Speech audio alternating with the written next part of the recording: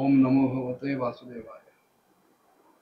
विदुरांनी मैत्रेयींना काळाबद्दल प्रश्न विचारला आणि त्या प्रश्नाचं उत्तर देताना भागवतकार मैत्रेयींच्या मुखानं सांगतायत की विषयांचं रूपांतर, वस्तू पदार्थ बदलणे, एकाच वस्तूची निरनिराळी रूप होणं, अवस्था बदलणं, हे जे काही आहे हा कालाचा आकार आहे. गुणं व्यतिकराकारो असं त्यांनी म्हटलं. पण काळ स्वतः मात्र निर्विशेष आहे, अनादि आहे आणि अनंत आहे. आपण रात्र दिवस किंवा तास मिनिट सेकंद घटका पळ प्रहर किंवा दक्षिणायन उत्तरायण असे अनेक जे भाग करतो, संवत्सर आहे, युग आहे, मन्वंतर आहेत, कल्प आहेत, ही सगळी आपल्या सोयीनं केलेली कालाची विभागणी आहे. वस्तुतः काल अनंतच आहे, काळाच्या दृष्टीने त्याच्यात कुठलेही विभाग नाही. आपण आपल्या सोयीसाठी केलेले हे विभाग आहेत आणि त्यांची ती परिमाण आहे. ते काळाचे अवयव नाही, कारण काळ हा अखंड प्रवाहित आहे, त्याचे असे भाग पाडता येत नाहीत. आपण आपल्या सोयीने आपल्या कल्पनेने ते पाडलेले भाग आहेत. वस्तू पदार्थांमध्ये ज्या निरनिराळ्या क्रिया घडतात, त्यांच्यामध्ये जे अवस्थांतर होतं, त्याच्यातून आपण काळाचं मोजमाप करायचा प्रयत्न करतो.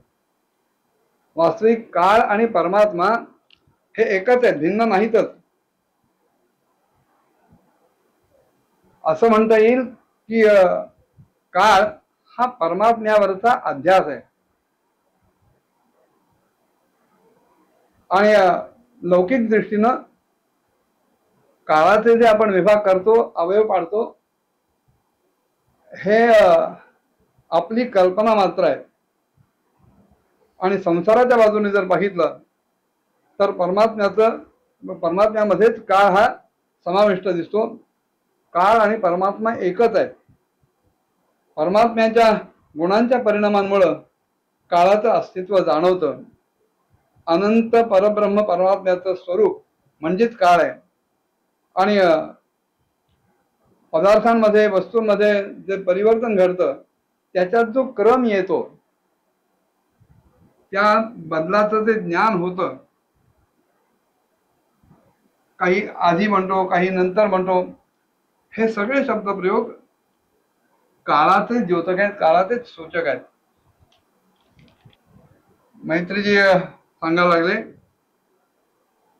की पहिल्या प्रथम हे सगळं विश्व भगवंताच्या मायेमध्ये लीन होऊन परब्रह्माच्या रूपात स्थित होतं आणि त्याच अव्यक्त मूर्ती अशा काळाद्वारे भगवंतानं त्यांना पुन्हा वेगवेगळं रूप मिळवून दिलं, वेगवेगळ्या रूपात हे विश्व प्रकट केलं. आत्ताच्या घडीला हे जसं विश्व दिसतंय, हे ब्रह्मांडाचं दिसतंय, तसंच ते यापूर्वीही होतं आणि तसंच ते ह्या नंतरही असणार आहे. आता ही जी सृष्टी आहे, ही सृष्टी 9 प्रकारची असते आणि त्याचप्रमाणे प्राकृत आणि वैकृत अशा प्रकारांमुळे आणखी एक 10वी सृष्टी सुद्धा अस्तित्वात असते. ह्या सगळ्या सृष्टीचा प्रलय,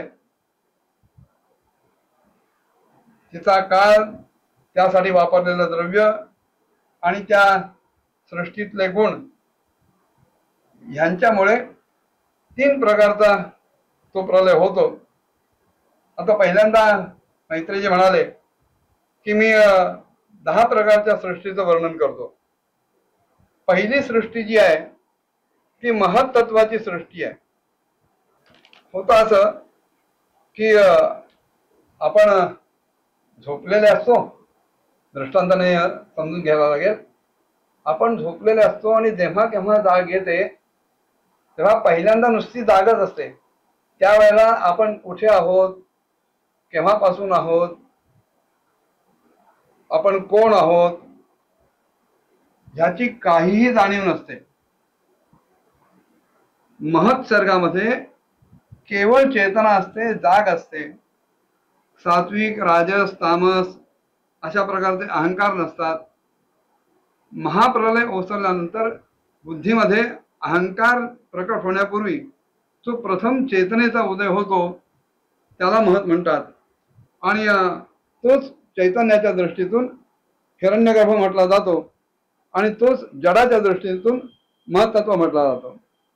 स्थळ, काल, अवस्था इत्यादींचं ज्ञान भान ज्याच्यात नाही, पण जाग मात्र निश्चित आहे, जागृती आहे, शुद्ध आहे, शुद्धी आहे, बुद्धी आहे, हे सगळं आहे. पण विशेषत्वानं मी कोण आहे ह्याचं भान जिथे नसतं तो महत्सर्ग म्हटला जातो. दुसरी सृष्टी जी आहे ती अहंकाराची सृष्टी आहे, की ज्या सृष्टीमध्ये पृथ्वी, आप, तेज, वायू, आकाश अशी पंचमहाभूत आणि त्यांना जाणणारी ज्ञानेंद्रिय, पंचज्ञानेंद्रिय आणि पंचकर्मेंद्रिय अशी निर्माण होतात. मी कोणीतरी आहे हा अहंकार त्या महत्त्वाच्या नंतर येतो आणि त्याच्यानंतर त्या पंचमहाभूतांमुळे शब्दाश्रय, स्पर्शाश्रय, रूपाश्रय, रसाश्रय, गंधाश्रय असा हा तिसरा भूतसर्ग तयार होतो. आणि त्या भूतसर्गामध्ये तन्मात्रा अस्तित्वात असतात. तन्मात्रा म्हणजे हे जे पंचविषय आहेत त्यांची अत्यंत सूक्ष्म अशी जी रूपं असतात त्याला तन्मात्रा म्हणतात. पुढे चौथी जी सृष्टी आहे ती इंद्रियांची सृष्टी आहे आणि त्यामध्ये ज्ञान आणि क्रियाशक्ती ह्या दोन्ही अस्तित्वात असतात. पाचवी जी सृष्टी आहे ती सात्विक अहंकारापासून उत्पन्न झालेल्या इंद्रियांच्या ज्या अधिष्ठात्री देवता आहेत त्यांची आहे आणि त्या पाचव्या सृष्टीमध्ये मनातही समावेश होतो. सहावी सृष्टी जी आहे ती अविद्येची आहे आणि ह्या अविद्येच्या सृष्टीमध्ये तामेश्र, अंधतामेश्र, तम, मोह आणि महामोह अशा या 5 गाठी असतात. त्यांना पंचपर्वा अविद्या सृष्टी असंही म्हणतात. आणि ही जी अविद्येची सृष्टी आहे ही जीवांच्या बुद्धीवर आवरण घालते आणि त्याचबरोबर त्यांच्या ज्ञानामध्ये विक्षेप सुद्धा आणते. ह्या ज्या 6 सृष्टी आहेत ह्या प्राकृत सृष्टी आहेत.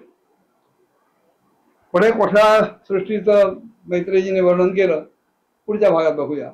ओम नमो भगवते वासुदेवाय.